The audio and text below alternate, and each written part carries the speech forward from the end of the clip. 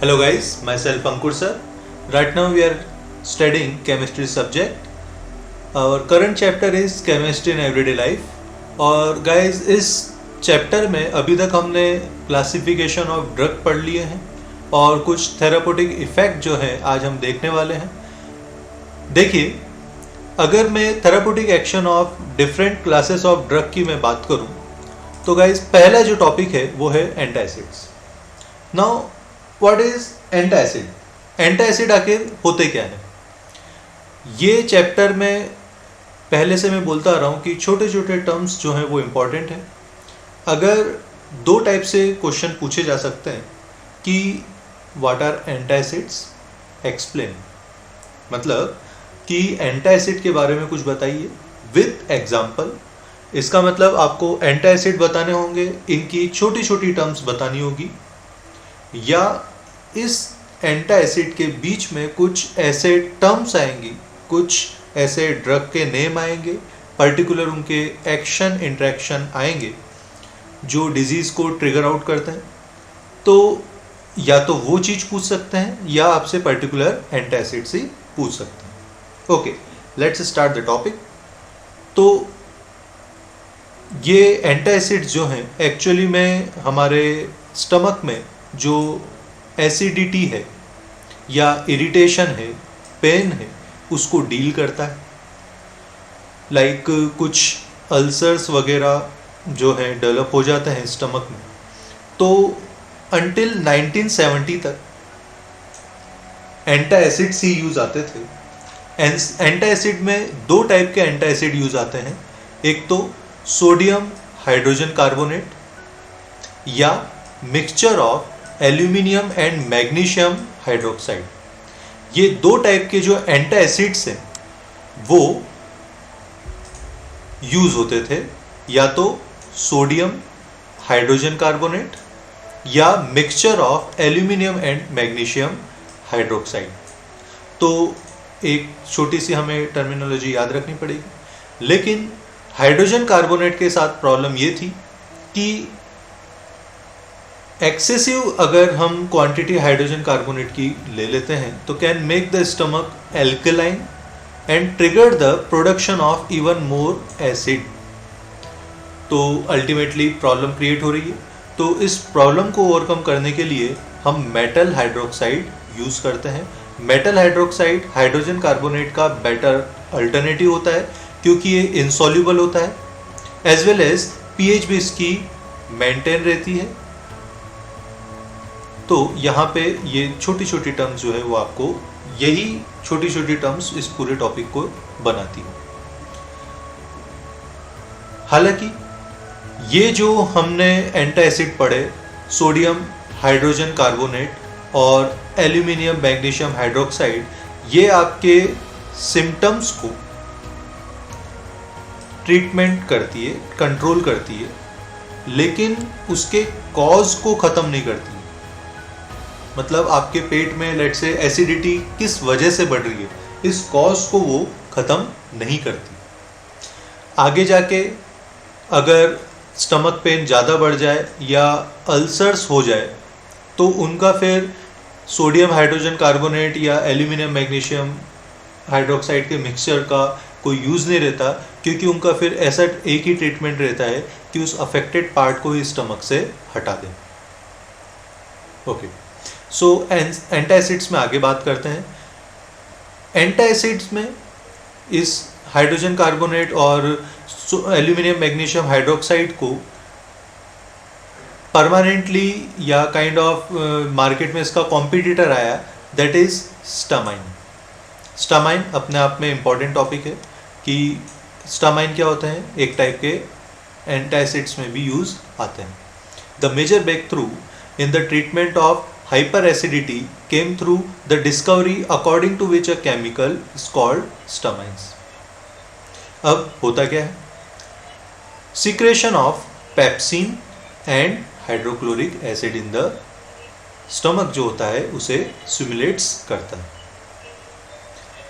कुछ इसके एग्जाम्पल आपको याद रखना पड़ेंगे, जैसे सेमिटिडाइन, जैसे टैगामेट भी बोलते हैं, is designed to prevent the interaction of histamine with the receptor which present in the stomach wall. Okay, and the importance of the drug was so much that is remained the largest selling drug in the world until the drug ranitidine was discovered. तो histamine ही है जो ये आपके सबसे ज़्यादा world में use हुआ था इस पर्टिकुलर प्रॉब्लम के लिए, लेकिन बाद में जब से रेनिटिडाइन यूज़ हुआ है तब से इसका थोड़ा सा जो है यूज़ कम हो गया। ओके, इसके आगे स्ट्रक्चर आएंगे। स्ट्रक्चर मैं कहूँगा कि अगर आपको चैप्टर को कम्प्लीटली 100% कंप्लीट करना है तो आप स्ट्रक्चर याद रखिए, पर ऐसा कोई हार्ड एंड फास्ट नहीं है कि आप स्ट्रक्चर याद नहीं रखोगे तो ये चैप्टर आपका काइंड ऑफ इनकम्प्लीट रह जाएगा। इस चैप्टर के बिना इस स्ट्रक्चर के बिना भी चैप्टर कंप्लीट माना जाएगा, क्योंकि स्ट्रक्चर जस्ट फॉर इंफॉर्मेशन है।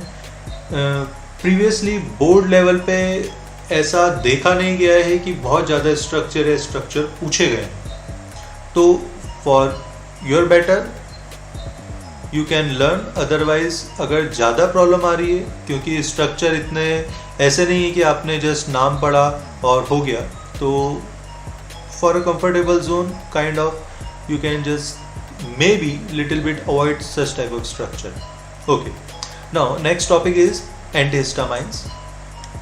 नाम से पता लग रहा है एंटीहिस्टामाइंस। हमने जो प्रीवियसली पढ़ा था एंटासिड्स में वो पढ़ा था हिस्टामाइंस, एक एग्जांपल देखा था। अब एंटीहिस्टामाइन क्या होता है? हिस्टामाइन से अपोजिट, एंटी प्लस हिस्टामाइन। जो एंटीहिस्टामाइन वो होता है जो हिस्टामाइन की एक्टिविटी को इनहिबिट कर दे, हिस्टामाइन की एक्टिविटी को कम कर दे, वो होता है antihistamine. Like histamines is a potent vasodilator.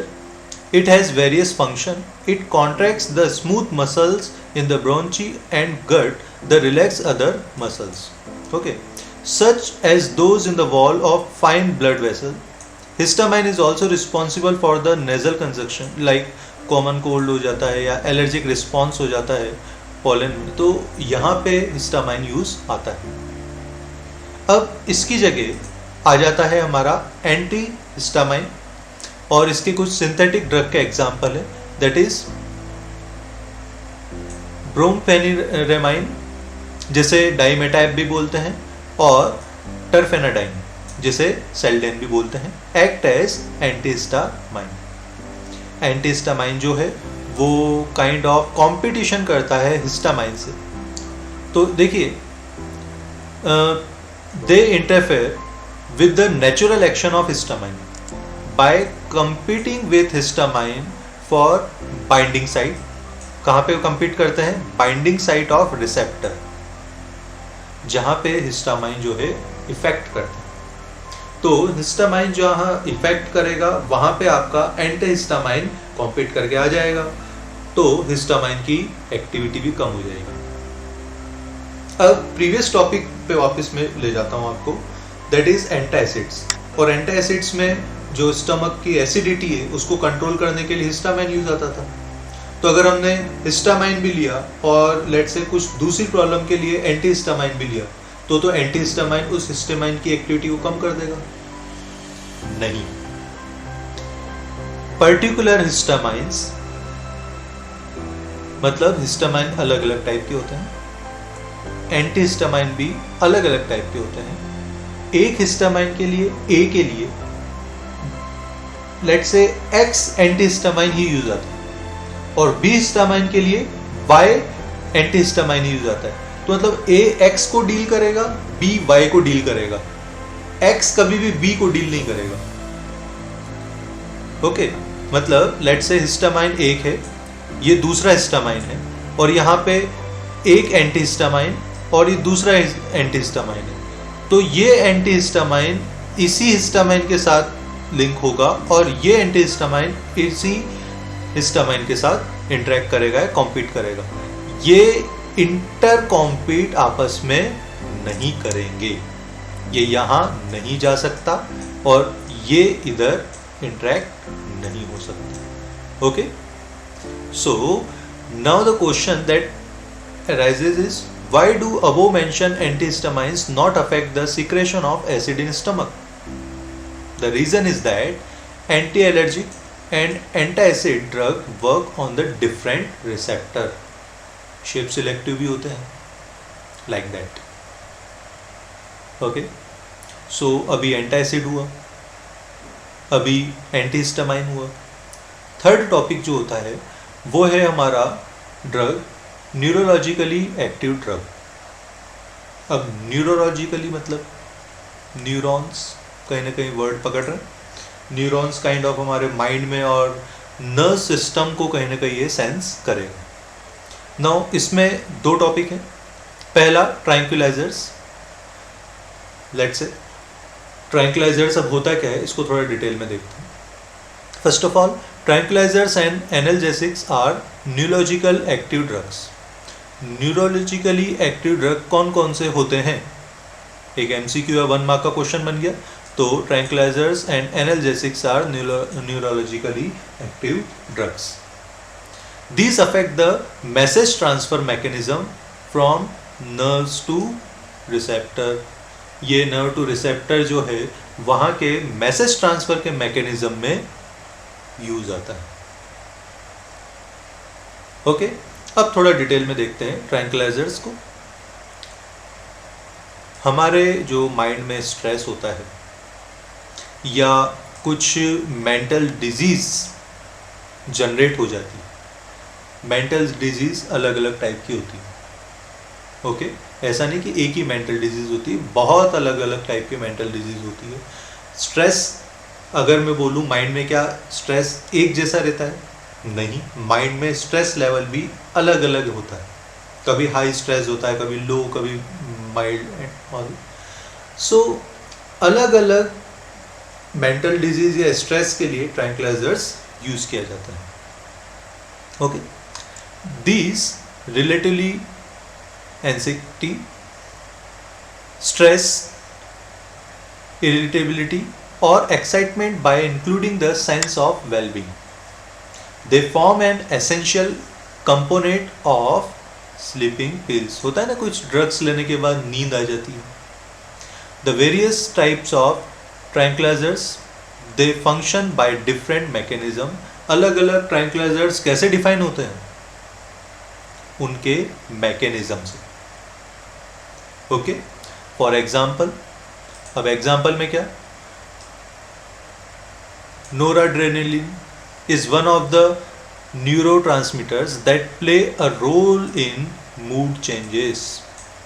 अब मूड चेंज करने के लिए कौन सा ट्रैंक्विलाइजर यूज होता है? नोराड्रेनालाइन.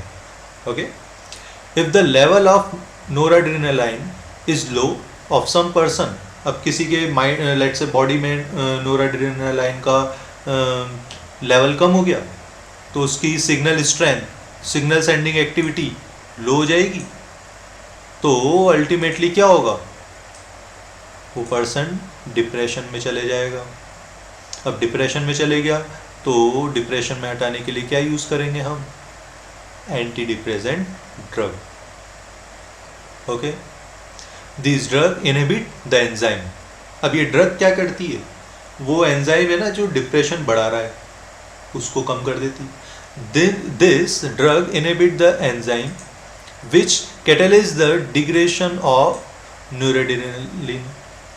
If the enzyme is inhibited, this important neurotransmitter is slowly metabolized and can active its receptor for a longer periods of time, thus counteracting the effect of depression. ठीक है, अब इसके छोटे छोटे दो एग्जाम्पल, वापस छोटे छोटे क्वेश्चन बन जाते हैं. जैसे आइप्रोनियाजिड और फिनेल्सेन आर सच टू ड्रग्स. तो किस में यूज की जाती है? ये दो ड्रग जो है ये आपके एंटी डिप्रेसेंट ड्रग्स होती है. ओके, अब वापस कुछ एग्जांपल देखते हैं. Some tranquilizers namely chlordiazepoxide and meprobamate are relatively mild tranquilizers. Mild tranquilizers कौन से होते हैं? Chlordiazepoxide and meprobamate, suitable for relieving tension, tension को थोड़ा सा कम करने के लिए यूज़ किए जाते हैं। Equanil is used here, equanil is used in controlling depression and hyper tension.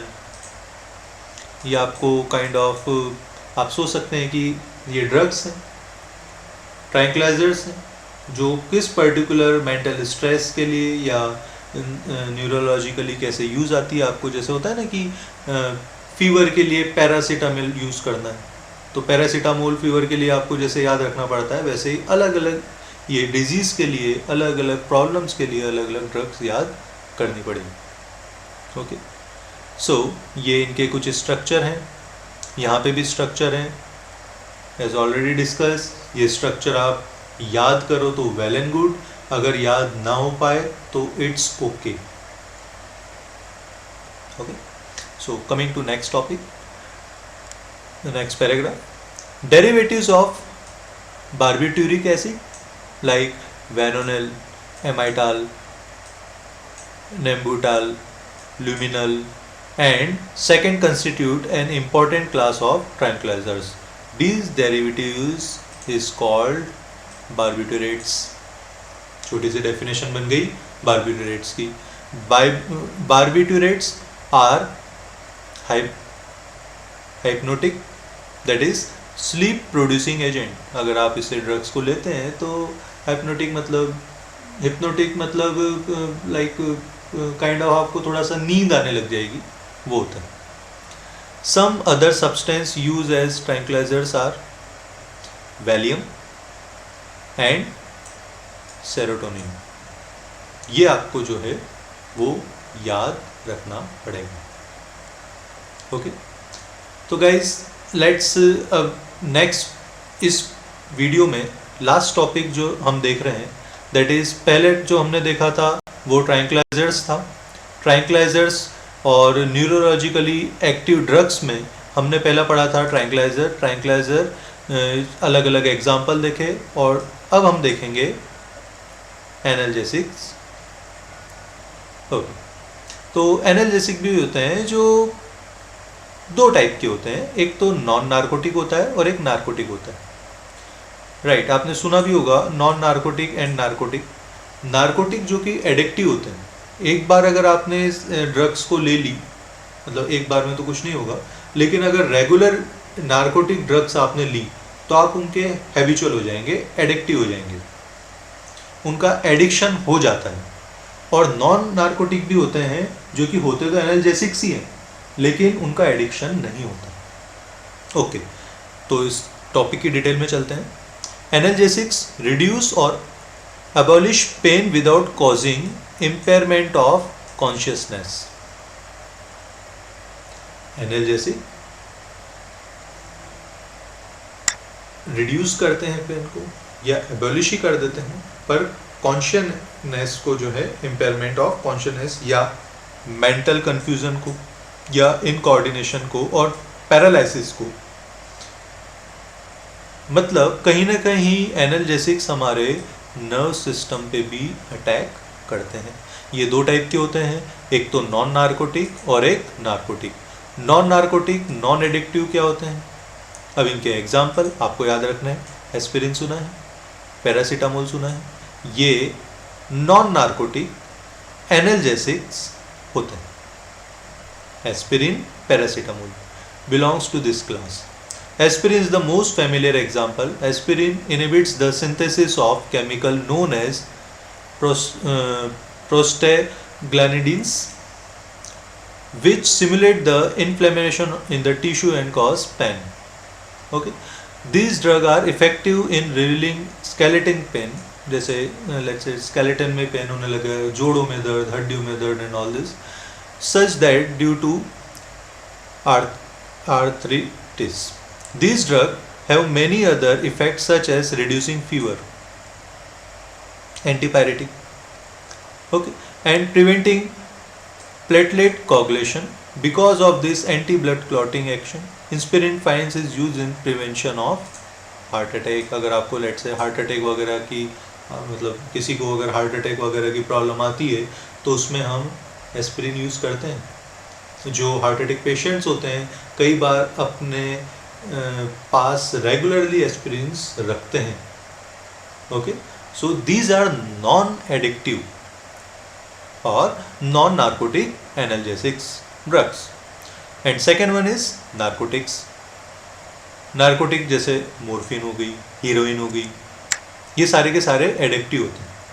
Many of its homologues when administered in medical doses, relieve pain and produce sleep. In poisonous doses this produce stupor, coma, convulsion and ultimately death. तो वही है कि अगर narcotics, अगर आपने addictive मतलब किसी person ने अगर एडिक्टिव या नार्कोटिक्स लिया और एक लिमिट से ज़्यादा लिया, so that person will get habitual of that drug. और अगर वो ड्रग उससे रेगुलर, एडिक्टिव होने का मतलब क्या है, वो ड्रग उसको अगर रेगुलरली मिल रही है देन ओके। अगर उसको रेगुलरली नहीं मिल रही है लेकिन वो तो उसका हैबिचुअल हो गया, तो उसको नहीं मिलने के केस में वो काइंड ऑफ पागल ही हो जाता है, वो बहुत अनकॉन्शियसनेस हो जाता है और अल्टीमेटली डेथ भी हो सकती है। Morphine narcotics are sometimes referred to opiates since they are obtained from the opium poppy. These analgesics are chiefly used in the relief of postoperative pain, cardiac pain, pain of terminal cancer and in childbirth. ये आपको कहीं ना कहीं बहुत ज़्यादा MCQ के point of view से या शॉर्ट 1-2 मार्क्स के क्वेश्चन के पॉइंट ऑफ व्यू से बहुत इंपॉर्टेंट हो गया। लेट्स से एग्जाम में आ गया explain analgesics, then you have to explain analgesic, it's type, non narcotic, then non narcotic क्या होता है, उसमें 2 example aspirin, paracetamol, then what is the use of aspirin, that is completion of non narcotic, then come to narcotic में then morphine और उससे क्या होता है एंड ऑल। ओके, अब देखिए यहाँ पे एग्जाम्पल, मॉर्फिन हो गया, हीरोइन हो गया और कोकीन हो गया। तो यहाँ पे मॉर्फिन में अब इसके अगर मैं स्ट्रक्चर की बात करूँ गाइस, तो देखिए यहाँ पे अगर एक बार कैसे भी करके आपने ये स्ट्रक्चर याद कर लिया, तो यहाँ पे केवल H की जगह, अगर मॉर्फिन से आपको हीरोइन में जाना है तो H की जगह एसिटिक एसिड ACAC रिप्लेस कर दो। ऊपर के पोर्शन तीनों के स्ट्रक्चर सेम हैं, चेंजेस कहाँ आ रहे हैं, केवल अगर मैं बात करूं इन दोनों H में, तो यहाँ पे अगर H की जगह दोनों S ही लगा दिए तो हीरोइन बन गया। और अगर कोडीन बनाना है तो इस OH को कुछ नहीं करना, लेकिन इस H की जगह यहाँ पे CH3 लगाना है, तो पूरा ड्रग ही चेंज हो जाएगा। ओके, सो गाइस इस वीडियो में अभी इतना ही। नेक्स्ट वीडियो में हम एंटीमाइक्रोबाइल्स को स्टडी करेंगे। अभी के लिए आप इसके छोटी छोटी टर्म्स को याद रखना है और एक थोड़ा सा टॉपिक को गो थ्रू करना है। ऐसे टॉपिक्स पढ़ने पर आप वीडियोस देखिए और एक छोटा सा पेज वर्क भी करिए, जिससे आपको लॉन्ग टर्म ये वीडियो याद रहे। ओके गाइस, तो इस वीडियो में भी इतना ही। अभी के लिए थैंक यू, मिलते हैं नेक्स्ट वीडियो में।